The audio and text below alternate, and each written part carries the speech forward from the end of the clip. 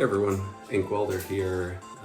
My friend was asking me about the 90s MTG Webcam League series that Chris Benucci puts on over on the 90s MTG channel, so I figured I'd record, do a screen recording of my match, and since it's really boring to just watch a silent video, I figured I'd do some commentary over it. So I've got my FF6 battle music. I love Final Fantasy VI, so generic background music. I'm on the bottom here playing Chaos Painter. I've played it pretty much religiously since Eternal Weekend, and I'm running super hot with the deck.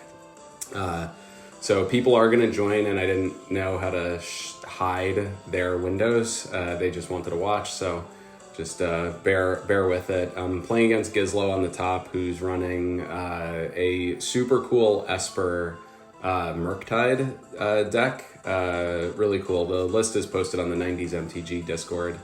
But I try to pull up the cards that are being played on the side on Scryfall, but I wasn't expecting to do commentary. I'll do that in the future. So I have probably on a Malta 6 one of the nicest starts against control deck. I didn't know what Gizlow was playing, but it turns out that, you know, having a Goblin Welder with an Urza Saga active is generally pretty good against control. At this point, I'm pretty much putting him on some form of maybe a Stoneblade deck or maybe a Doomsday deck, but then the Tundra fetch doesn't really make sense. So yeah, I at this point figured it was some sort of interesting brew. So he's clearly digging a lot, and so maybe it's also like an Atraxa Reanimator deck. Really wasn't positive. So tons and tons of digging. In general, the matchup for Painter, like Chaos Painter specifically, because it's got Chaos Defiler in it, it's a big difference from the online version because they don't have Chaos Defiler online yet on MTGO.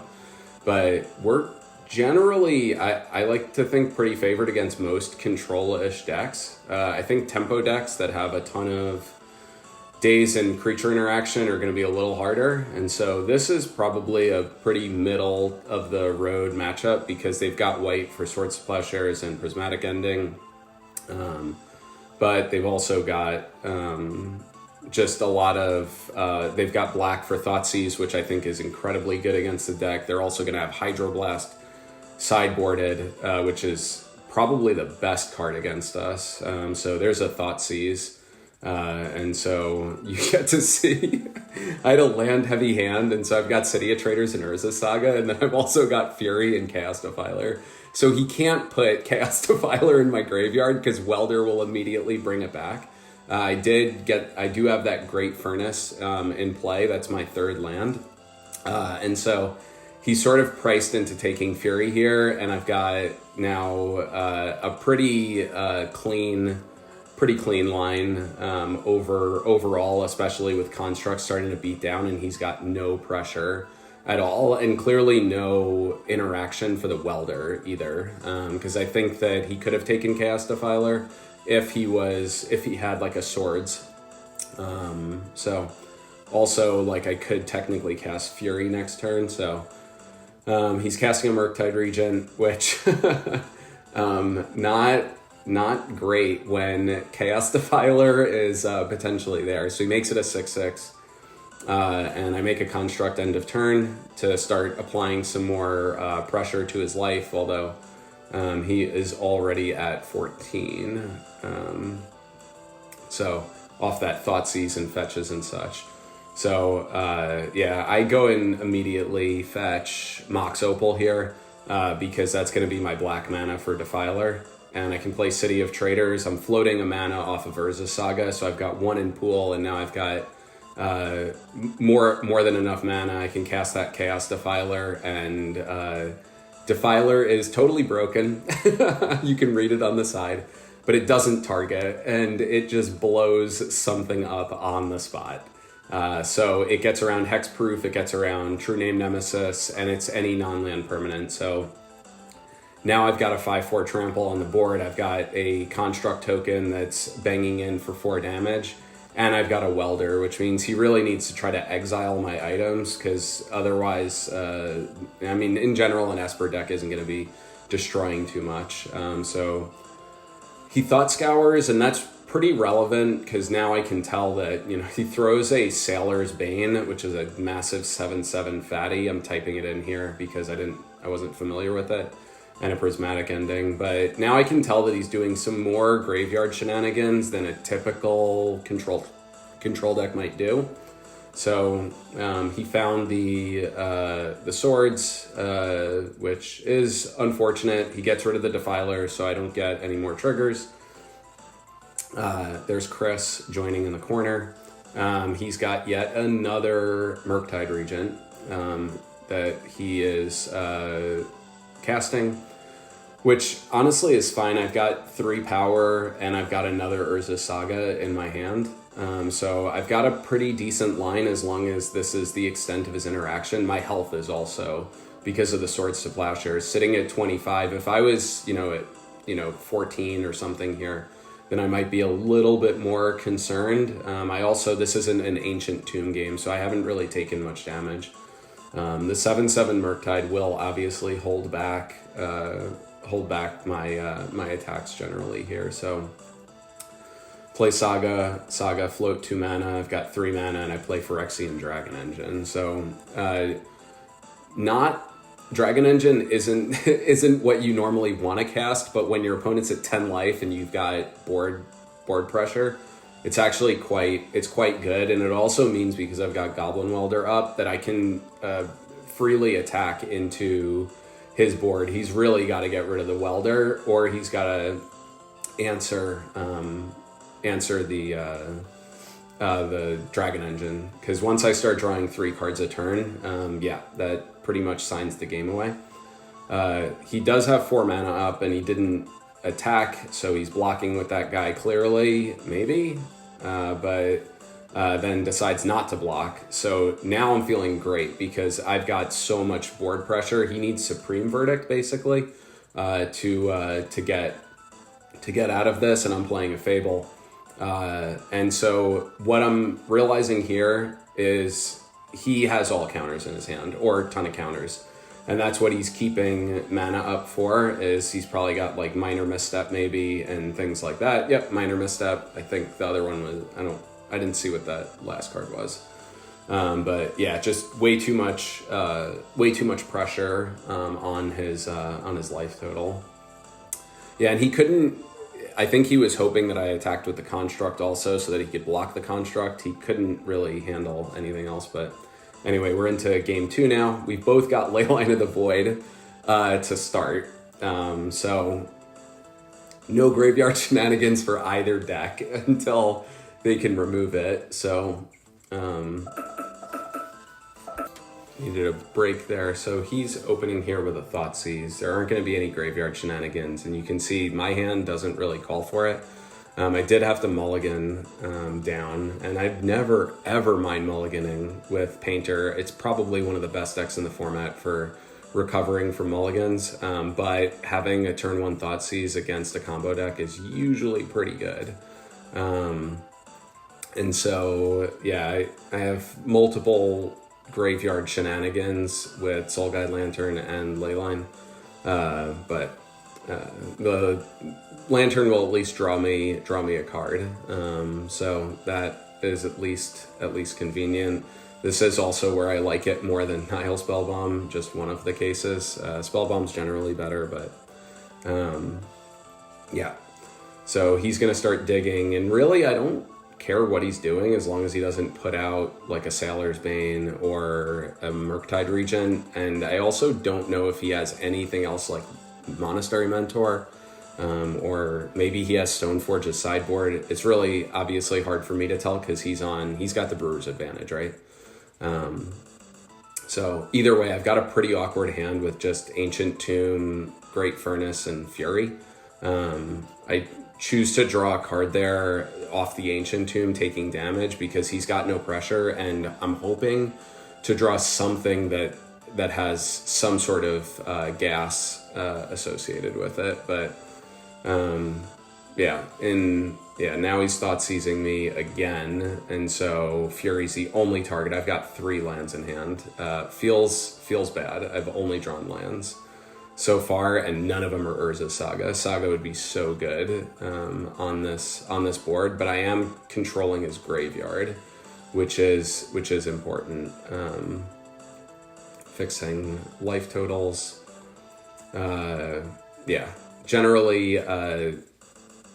Painter wants to flood the board or sit back with counter magic, and so the fact that he knows I don't have any counter magic, he did miss a land drop, so there is that. But in general, like, we want to have some pressure somewhere. So having 4 mana and an artifact isn't really going to do me anything until I get a Urza's Saga or a Fury. Even drawing Defiler isn't good here. To get rid of the Leyline would be nice, but yep. And in general, I do prefer Leyline. It's possible that Macabre is better, but this is one of those matchups where Leyline is certainly better. He's obviously digging here for a threat, because I don't have anything going on, so he really just needs to drop a threat, and then he's going to be in the driver's seat. But yeah, it's pretty neutral. I need to draw gas, and with him fetching aggressively like that, I do notice that he gets a basic island, because I for sure brought in Magus of the Moon against this kind of deck. So there is Stony Silence. So this is apparently just an incredibly hateful game on both sides. He's now turned off my Great Furnace, and I can't kill him with Grindstone easily. That's why I'm turning it upside down there. And I go and play a Magus of the Moon. Now, he's tapped out, so he's going to have a blue mana, and he didn't have the Force. So Magus is going to restrict his... This is just a very hateful game on both sides. Magus is going to turn off his colored mana, so he's only got that blue.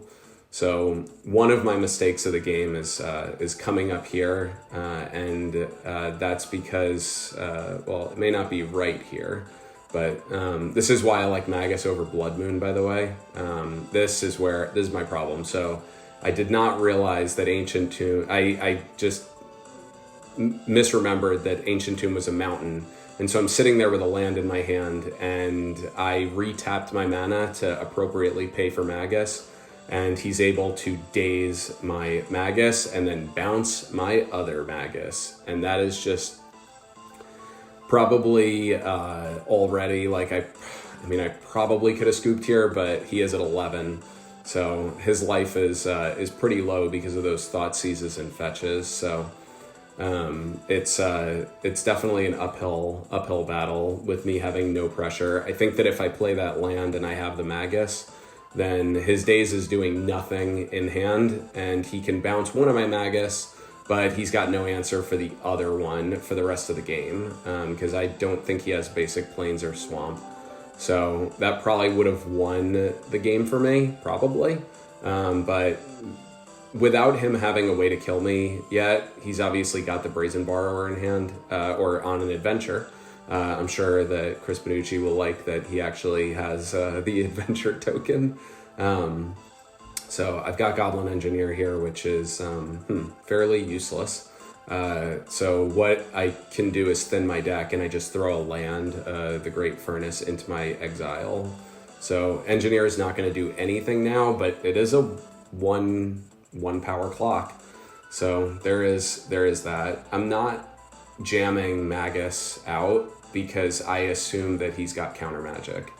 So he's Thought Scouring, which is nice. He gets rid of the ley lines, but he also gets rid of a Murktide, which he's also really far from. So pretty good Thought Scour for him to get those cards out of his deck. He knew about the ley line, I think. I don't think he knew about anything else. So I can start to swing in for damage and apply pressure, but I really just need to draw a bunch of creatures. So there's a Welder. Welder also not doing anything because my graveyard's shut off. So, yep, not the best. Not the best at all, but it is a clock, it is something, and he needs to find gas, and he's been cantripping a lot, so it it's likely to come pretty soon. He's got 4 mana now. So this is the turn when I would think that he wants to flash in Brazen Borrower to start dealing damage to me. And so that's why I decide, and I finally pick up my hand because he knows about Magus. I think the other card in my hand is like Mox Opal and a land. So I've just been really land heavy. So there's a Welder. Okay, so yeah, one of the cards was a Welder. Now that's 3 power.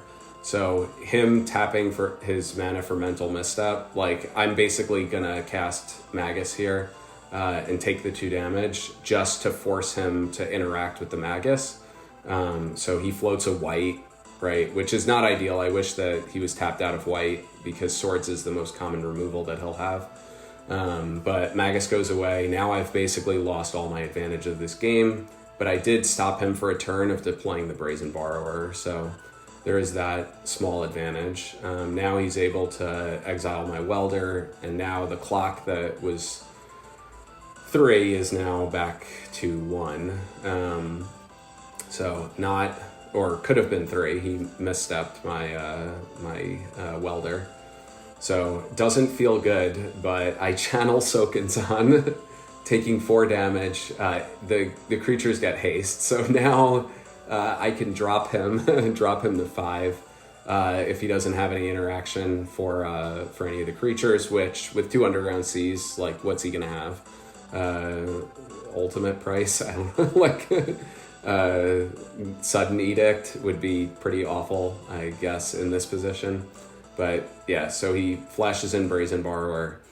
So I've got a reasonable life total at 12, so I'm on a 4 turn clock, but that's if I don't use my Ancient Tomb. So he's digging for more, and yeah, he just needs to find any sort of threat, and I'm gonna be in trouble. The Brazen Borrower can't block my ground creatures, so he does need answers for them pretty quickly. So yeah, there's Sailor's Bane, and so this thing is gonna I need a way to remove that, and I need it's got Ward 4, which means if I find a Pyroblast, I Pyroblast his Sailor's Bane. I have to tap my 2 Ancient Tombs to do it, and yeah, that's to get around the 7 power. So I'm probably thinking here whether I should swing. I cast a Fable of the Mirror Breaker, and he Hydroblasts it. So that's why Hydroblast is so good in this matchup. But I took 2 damage to cast Fable. I needed it to resolve, and I decided not to swing in with my creatures because I need to keep... I have to block the Sailor's Bane this turn. Thankfully, it doesn't have Trample, so he's swinging for lethal. I take 3. One of my spirits dies. Sokensan is a great random clutch card that you don't always expect. Yeah, I basically am getting slowly priced. I finally find Urza's Saga. I deal 1 to him. I don't have Lightning Bolts in my deck anymore. I didn't see any reason to keep it in, so I had cut my bolts. Yeah, right now I really needed a Haymaker. I think he's only got 1 card in hand, but he's got a lot of mana. So my mana is far more restricted because this is an Ancient Tomb game, so not looking great. And again, this is actually the most work I've seen Leyline do against my deck in, what is it, like 70 matches? Normally people bring in Leyline and I just beat them down with Fury and Urza's Saga tokens. So I just didn't have those cards this game, and so as a result, I dropped to 1, and I'm not even sure what my hit out would be here. Even Hydroblast won't do it. So I scoop it up and we go to game 3. All right. Cool. So I just want to thank Gizlow because he's an absolutely amazing opponent. I faced him last finals in the last webcam series that Chris put on. I faced him in the finals. It was awesome. So I really appreciate everything that Chris does for the community. Also, it's just pretty awesome. And so, yeah. Just want to thank him for everything. And Gizlow is just a fantastic opponent. We have such fun times, fun games. So he's got a Leyline, and I open with a Great Furnace and Lotus Petal and a Soul Guide Lantern, and so slightly not the best opening for Painter for sure, but yeah, hopefully no Stony Silence coming down is what I'm hoping to avoid. So he starts with a Tundra. I've got an Urza Saga, and it's why I kept this hand. I can run out of Grindstone. Obviously the Saga is a bit Grindstone-y, but I do have a Welder for some pressure. I'm not sure why he Blue Blasted it. I think he could have avoided doing that because he's got the Leyline, so I can't really do much with the Welder, but I'm glad that it caught it. So here he Brainstorms, and I am just going to snap off a Red Blast. Now, normally you don't Red Blast Brainstorm, but he opened with Leyline. And when people play Leyline, they often keep sort of average hands. And so because he ran that fetch land out there, I wanted to make sure or keep him from having a perfect Brainstorm and getting to put 2 useless cards away. And in fact, that was relevant. He told me after the match that he's got Gaia's Blessing in hand. And so I didn't know he had Gaia's Blessing in his deck, but he has to fetch to get the Hydro Blast. And now he's got to put Gaia's Blessing on his library, on top of his library, and may even draw it. And so, yeah, whenever people play Leyline, I'll Red Blast any cantrip they have, just because it's very likely they're hoping that it fixes their hand. So, yeah, this is looking like a nice Saga start for me that I can start attacking next turn with a 5/5. But I decide, because he's tapped out, to jam Fable.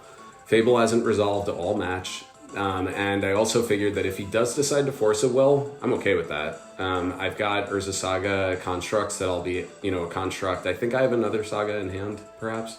And so I really don't mind it. I sack Soul Guide Lantern to exile his yard at the end of the turn to avoid a Murktide Regent.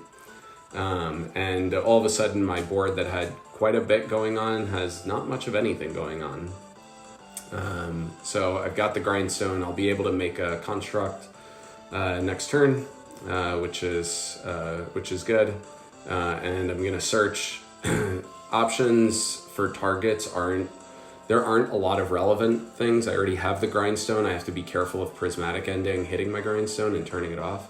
I get Mox Opal just for black mana and for more mana. In general, he's searching because he passed priority and forgot to play around Pithing Needle, but I'm not bringing in Pithing Needle against a Murktide Regent deck.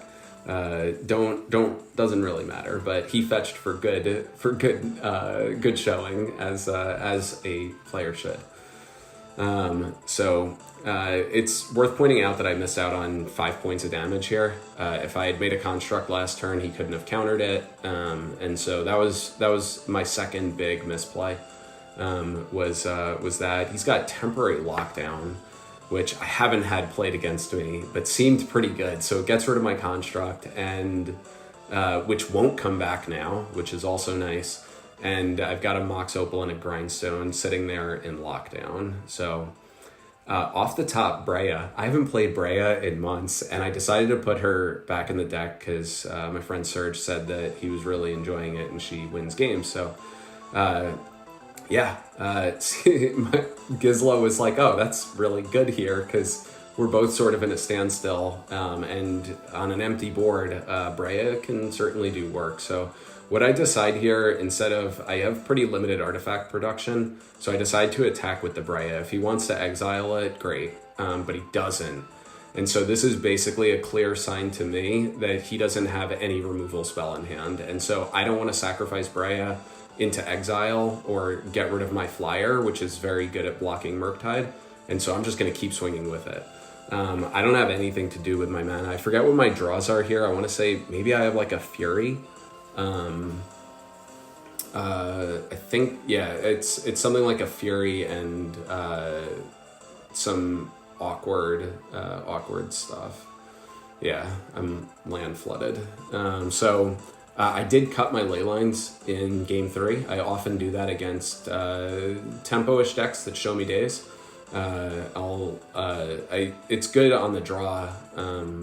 I forget who mentioned in the painter community, I don't know if it was Mr. Fringe, that said that he likes bringing in Leyline on the draw against Delver, but I also like it. So He tries to kill my Breya and I counter it. So that was pretty easy. And then he plays a Containment Priest, which at first I think like, oh, that's annoying, but actually it's not. It can't block Breya productively, and it can't block my Thopter, so it actually doesn't change anything. I also don't have any creatures in temporary lockdown, so that's good also. Yeah, so some interesting lines are coming up. One that I'm particularly proud of. But I'm definitely applying the pressure. He's at 5. He hasn't been able to find a threat. He also hasn't had many cantrips. So he finally found the Swords to Plowshares. So he gets rid of Breya and takes 1. So he is at 4 life though, and he's got 2 fetches. So his mana is actually pretty tight. I play a Painter, which doesn't get countered, and I name blue. So now my Pyroblast in my hand is turned on. So props if you see the bananas line that's about to happen. But yeah, so with Painter on blue, and I've got a red mana, and I've got an Ancient Tomb, very interesting, fun line that only comes up with a card like Temporary Lockdown in play. But yeah, so he is going to, he's got 3 mana now, so that's a little bit better. He can fetch, but my Thopter is gonna peck at him. Yeah, so he Prismatic Ending, target Painter. So now's the time. So I'm gonna Red Blast his Temporary Lockdown. Temporary Lockdown is going to bring back Grindstone and Mox Opal, and I've got Metalcraft. And so before Painter is gone, I'm going to activate Grindstone and mill him out. Now, we thought that was the game, and Gizlow initially scooped to it. He even showed me his hand and started scooping up his cards, but then realized here, like, oh my god, he's got Gaia's Blessing in his deck. And so because these matches are really for fun, I'm like, hey, you haven't tarnished the board state at all. Like, we can easily put the game back where it was. Let's finish this out. Like, this is the semifinals, and I really don't want to lose to, or I don't want to win off of a condition that you forgot Gaia's Blessing was in your deck, even though like it was bothering you at the beginning of the match being in your hand and you had to get rid of it. So I asked him to reset it and let's like play this out. So I've got a decent board presence, not a great one, but a decent board presence. I am about to lose my Painter Servant, but I'm at 20 life against 4. So he's got some fatties in his deck though. So it's, I'm in a good position, but I would much rather play this out fair and honestly. I still absolutely love my line. I asked him to show me his deck because I would have gotten to see it from Gaia's Blessing. So he's got some real spice. Oh, I need to tell him not to put Snuff Out. You never play Snuff Out against Painter. It would have worked in this case, but I only named blue because I had the Red Blast. Otherwise, I would name black to play around cards like Snuff Out. Anytime you see a Swamp or an Underground Sea, you're naming black with Painter, and it turns off Snuff Out. So Gaia's Blessing shuffles his library back in, so the Grindstone is not doing much here. It is worth noting that it like stops Murktide Regent from being a thing, at least at that moment, because it shuffles it all back in. So once Gaia's Blessing is done resolving, Painter gets exiled by the Prismatic Ending. And so he's got 3 mana. He does have a Murktide in hand, and he'll pick that back up. But yeah, he's just got his Containment Priest, which he could attack with here. But he did see that I had Sokenzan in my deck last game, so he can't really attack. Because if I draw Sokenzan off the top, yeah, he's in trouble. So little bit of a... I don't remember what I have in my hand. Maybe it's Fury still. It's probably Fury. I just didn't want to Fury away. Like, Containment Priest wasn't doing anything, so I didn't really want to Fury her away. cool card that I do think is good against Painter, for sure. I like it more than Leyline, honestly. But he manages to like snap off a Murktide with by fetching. So he's at 3 and he's got a 4/4, which is actually interesting. I don't know why. I don't know what I was thinking and why I didn't just kill Murktide Regent here. Huh. Okay. I think I thought there were 2 counters on it. Okay, 3rd misplay. Good. Good for me to be able to re-review this, but so Fury's a very legit threat, and I absolutely should have nugged that Murktide Regent. Oh man. Okay. Well, Fury is lethal, so he's gonna have to block that and not my Thopter on my turn. Depends on if he can find another threat, and clearly he can't. So when he does that and he didn't have a cantrip, I can only assume he's got counters in his hand. And so pretty free attack here. It is going to trade. The Murktide will trade with Fury. God, I don't know what I'm almost positive I thought it was. Maybe I don't know what was going through my head when I forgot that. But hey, it's nice to be able to review games.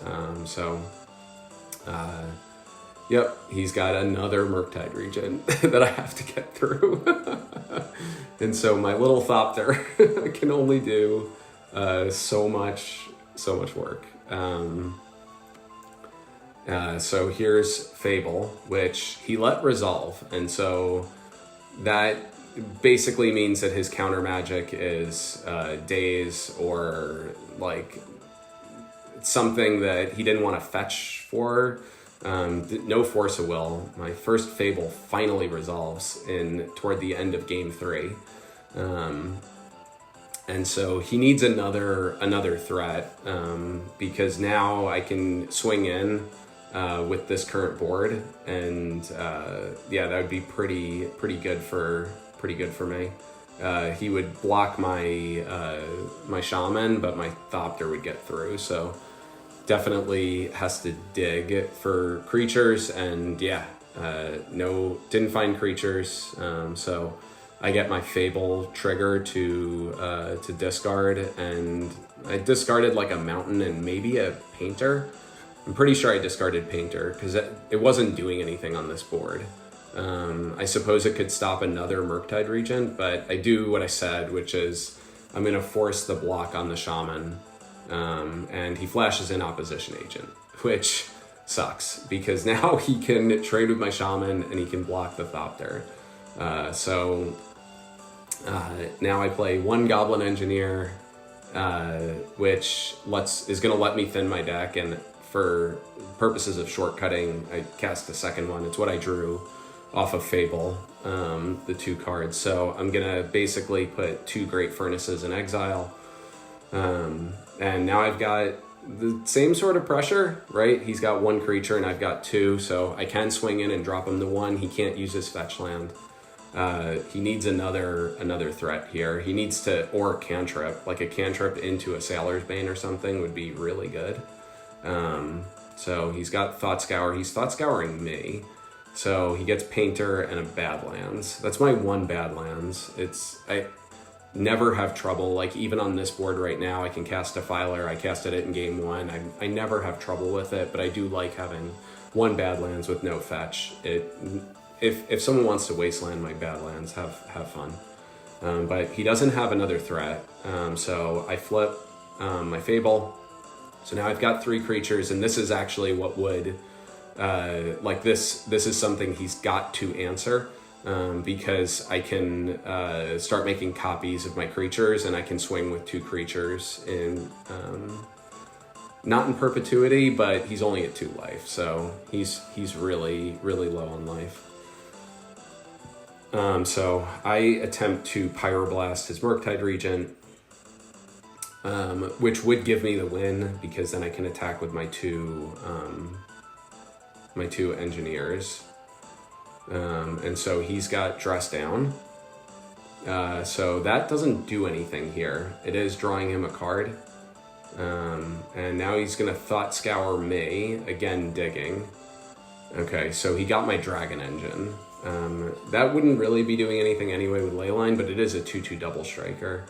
And so Murktide goes away, Pyroblast resolves, I swing for lethal, and he swords to Plowshare as he found removal. He has to plow one of the engineers, so he goes to 1. I'm at 19. Pretty healthy life total. But honestly, I never count out these kinds of decks that can play fat flyers. They can really quickly turn a game around in a hurry. So he's got Hydroblast now for my Fable, for my Kiki. And he's got another Murktide. Can't get rid of these damn things.